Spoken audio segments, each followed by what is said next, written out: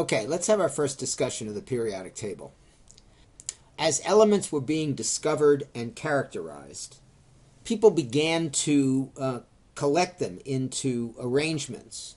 And one of these arrangements, which was particularly powerful, was that of Mendeleev. Now, Mendeleev originally arranged atoms in order of increasing atomic mass because no one knew about atomic numbers. But we've since learned that atomic numbers are a more appropriate way to arrange the atom. It's the atomic number that determines what the atom is. You can have atoms with the same atomic number and different atomic masses.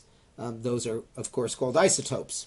So instead, we arranged the atoms in the periodic table in order of increasing atomic number. And like Mendeleev, we see a pattern. So after hydrogen comes the first noble gas or unreactive gas called helium. We like to fill our balloons with helium.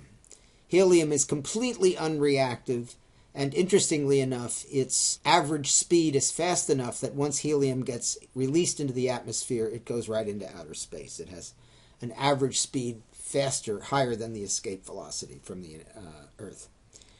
Then we come to lithium, which is a very active metal. You've probably heard a lot about lithium these days in terms of batteries, and one of the reasons lithium is so popular is because it's so light. Next to lithium is beryllium.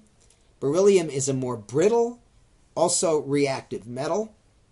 And as we move across from beryllium to fluorine, from atomic number 4 to atomic number 9, the characteristics of the elements change pretty systematically until at 9 we come to fluorine, and fluorine is a reactive gas. As a matter of fact, diatomic at room temperature. And then after fluorine comes neon, and neon looks for all the world like helium. It doesn't react with anything. It is a very stable gas. It's heavier, so we don't lose it to outer space. But still, it has no reactivity at all. After helium, interestingly enough, the pattern begins to repeat itself. So you've got sodium, which has very similar properties to lithium. I'll show you that in a minute. Magnesium, likewise, has very similar properties to beryllium. And if you keep listing the elements across from 12 to 17, such that 17 falls right beneath fluorine at 9, we find that chlorine and fluorine have very similar chemical properties. They're both extremely reactive diatomic gases. And the next one up, argon, is our third noble gas. With potassium, the pattern repeats again. So the periodic table is, in fact, a document which takes advantage of these properties such that it lists the elements in order of increasing atomic number, but it puts elements with similar chemical properties underneath one another in the column. So the row, as you go across the periodic table, represents elements with increasing atomic number, but each column has elements which have similar chemical properties.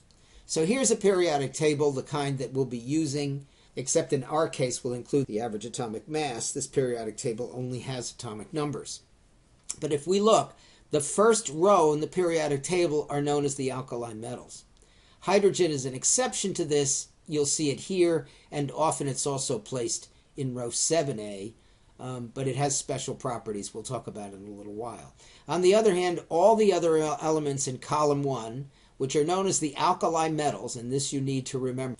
The second group, the alkaline earth metals. Again, these are all metals that we find in nature, though almost all of them are found not as the metal, but as the metal cation. Next to the group 2 metals are the transition metals, and there are 30 of them, depending on how you count.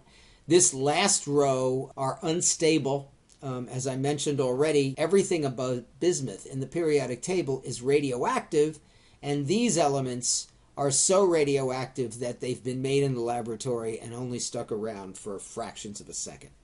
So the important transition metals are the 30 that are listed in the 3x10 column you see here.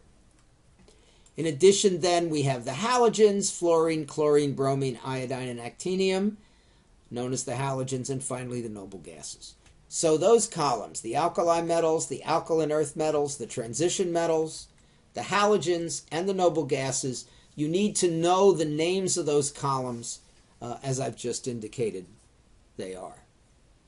In addition, it's important to know which elements exist in nature as diatomics. So nitrogen, oxygen, and all the halogens are diatomic in their elemental form in nature. Okay, to give you an illustration of what I mean by similar chemical properties, let's look at the reaction of each of these alkali metals with water. So we start with lithium.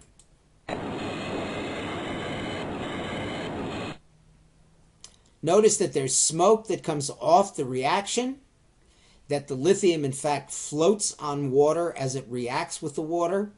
And this is the equation that describes the reaction of lithium with water to form the lithium cation, lithium plus 1, and 2 hydroxides and hydrogen. So the gas that's escaping as this reaction takes place is hydrogen gas, and the solution is also becoming basic. We'll talk about that in some detail a little bit later on because of the production of hydroxide. Let's now look at sodium.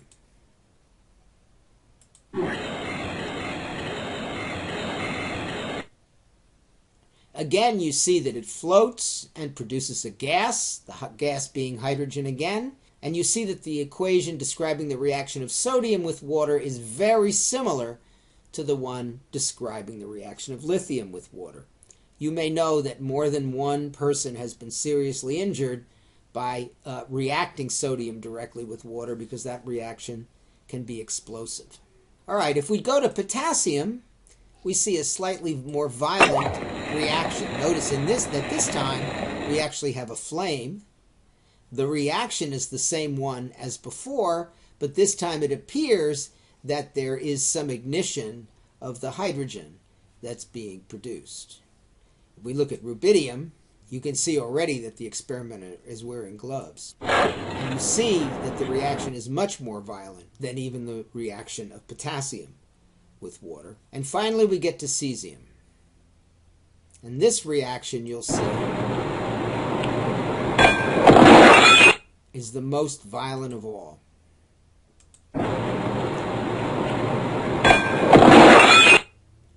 So while the rate at which these reactions occur, and therefore the explosiveness with which they occur, may vary as you go down the column, the reaction they undergo is always the same.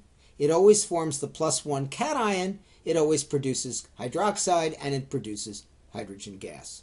That's what I mean when I say that elements in the same column of the periodic table have similar chemical properties.